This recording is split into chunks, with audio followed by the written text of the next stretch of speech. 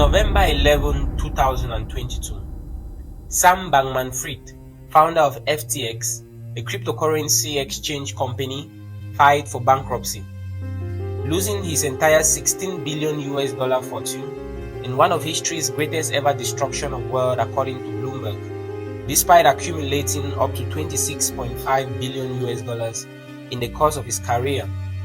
This poses a big question about money, doesn't it?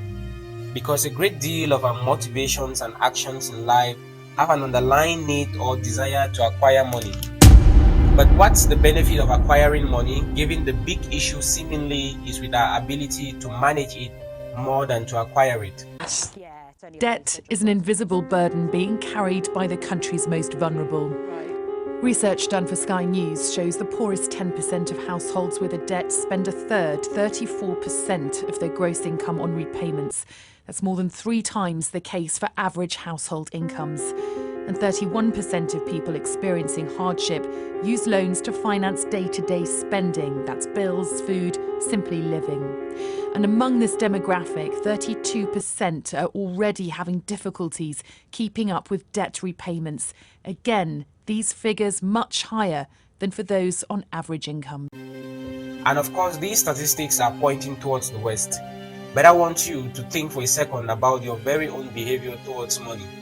How does money affect your life? What does money mean to you? Does money enter your pocket and leave as soon as possible? Has money ever left you in a desperate situation? A desperation that pulled you towards a get-rich-quick scheme, or some online guru telling you that they could double your money overnight or make you get rich if you invest in a network market like Longrich? And why most of my channel is geared at tackling these topics, I figured even more crucial than our money-making ability is our money perception. This is even more evident when we are becoming financially insensitive by the day. I mean, what's the point of making up to 6 figures a month if by the end of the month you have nothing left to show for it? It's high time we solved the money puzzle. I mean, where is the discipline? I want us to look at a better formula for figuring out how money truly works. It's time we unmask money. We are going to use a formula that is popularly taught in the personal finance world but never actually shown in formal schools.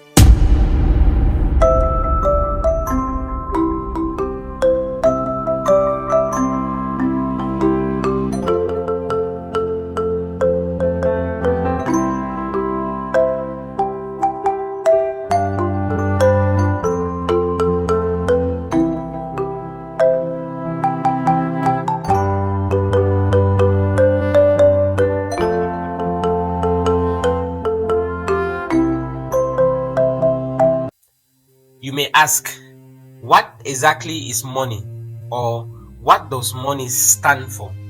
When you get paid per hour on a job, or when you make an Amazon purchase, what is the representation of money in all of these dealings? According to the Economic Times, money is defined as a medium for exchange for various goods and services, a liquid asset used to facilitate transactions, but I don't think this tells you enough about the true significance of money. I think the ultimate way of looking at money is as a medium in which prices and values are expressed. By value, I mean you give out a certain amount of your money for a commodity mostly because you believe its value matches the amount of money you are giving out for it. But for the price, it is not self-dependent on you but on the entire market. This introduces the first formula: money equals value. Why is this important, you may ask? Because we often give a moral significance to money. We look at the rich and sometimes say they were given a handout, they got lucky, they took advantage of someone to get rich. And instead of asking the right questions like what value did the rich generate to have money, we rather ask who did they steal from to get rich. Considering money as value is vital to understanding that money doesn't make a person evil, neither is money evil. And though you may have some fraudsters like these money doublers who convince you that what they offer is value, that says little about money, just like with their morals. Why the choices you make when you receive money says a lot about your moral dispositions. All money does is open your horizons and exposes you more. In fact, money is an expression of value. How does this change the reality for someone with a credit card or someone living paycheck to paycheck? I think it is very important to know that it changes nothing, simply telling you that money equals value. Though this may widen your perception of money, but what about that is helpful to you? For that question, I would like to ask you another question. What is your relationship status with money?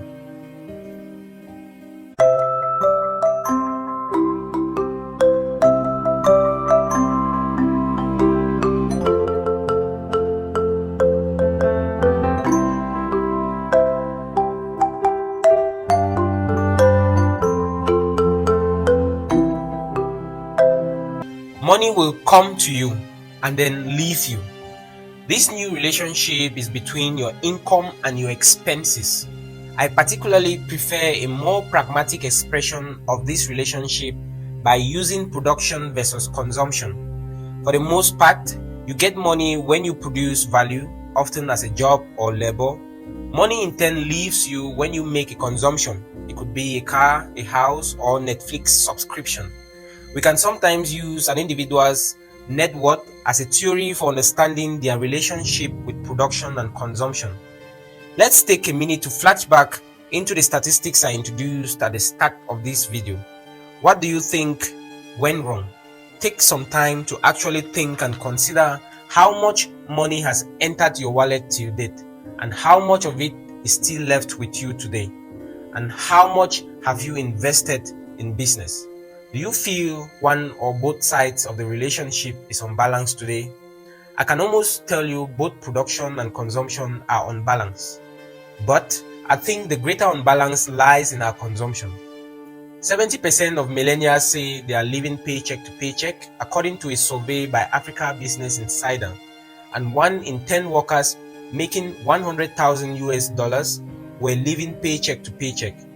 Why you can argue that someone earning about 6 figures yearly may desire to earn more, but if you are earning a figure above average wage and yet somehow manage to use it all, then your consumption relationship needs urgent fixing before you even begin looking at production. By all indication, what we've learned from almost every wealthy celebrity that so far has filed for bankruptcy, including Mike Tyson, the consumption problem far supersedes the production problem.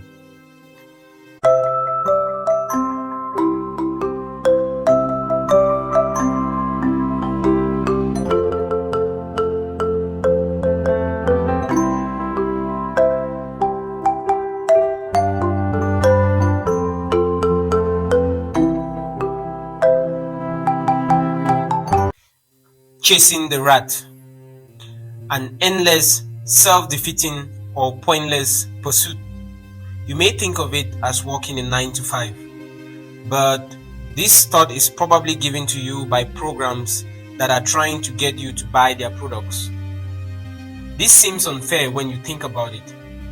There are people who are perfectly fine with their jobs and others who really do love their jobs. The thought is outright wrong, because if everyone was to be an employer, then who is going to be an employee? Living on a financial edge is the real rat race. You're constantly one paycheck away from becoming broke. You feel as though once you get money, you lose it immediately. This is even more complicated when you have more responsibilities. Losing your job or getting into an unexpected situation can turn your financial world upside down. Think a bit about the mental downside of this financial edge. You start looking at your job as a necessity and not a choice. You need it to keep funding your lifestyle and funding your responsibilities. At this point, the things that you own are starting to own you. What's the underlying message, you may ask? You can fix it, and you can fix it now. It doesn't have to continue being this way. The primary step up in improving your personal finance is becoming aware of your relationship with money. You can do this by making a list of your monthly expenses, including but not exclusively utilities, food, entertainment, housing, transportation, and what have you. The point here is raising your awareness even as a consumer. This isn't very easy for most people. In behavioral finance, this can be linked to the ostrich effect, which is the tendency to avoid negative financial information. It is that feeling you get when you refuse to look at your account balance after making a payout, fearing what it might show. So once you've gotten past this stage, it is now time to begin budgeting. This will give you control over your consumer instincts. It's all about deciding on what amount you would like to spend on each category bill and sticking to it. It's about living below your means by structurally looking at your consumption list and finding ways to limit it.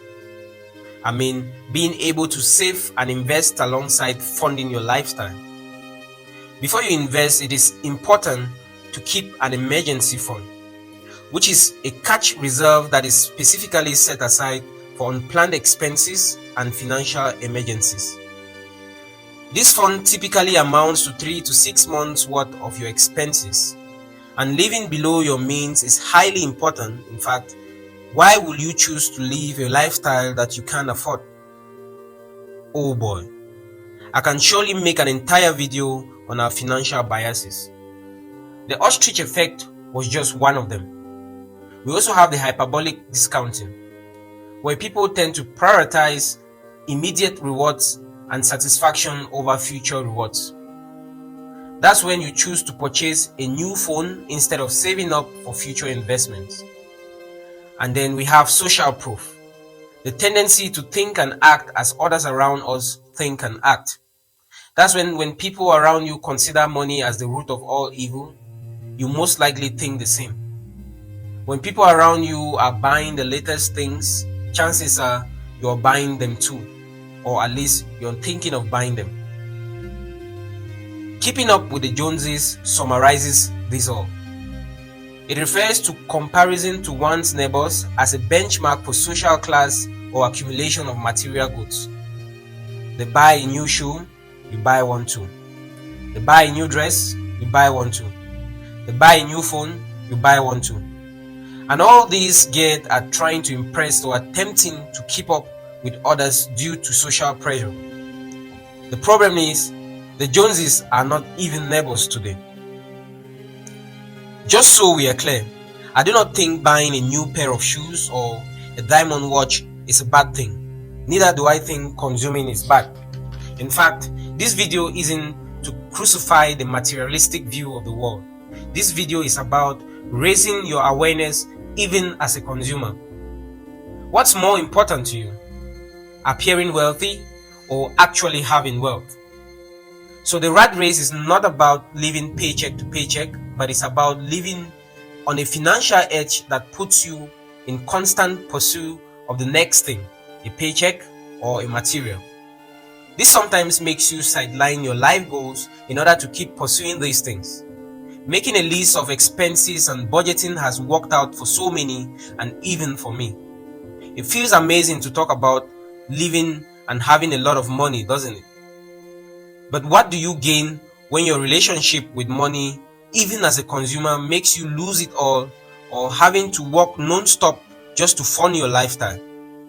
And that, my friend, is the real rat race.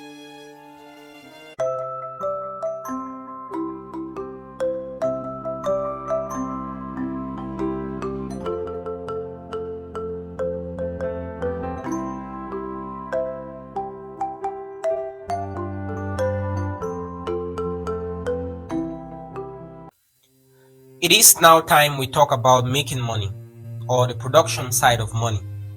Dave Ramsey and Graham Stephan are popularly known for helping people with the consumption problem of money. But they tend not to talk about making money or the production problem of money.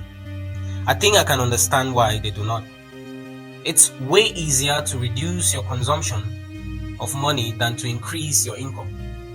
So you find large communities that focus on frugality talking to large crowds about reducing expenditure.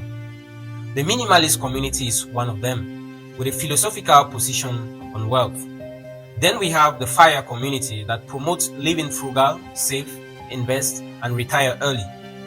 Both Dave and Graham will teach you to live frugal, to save money, and to invest.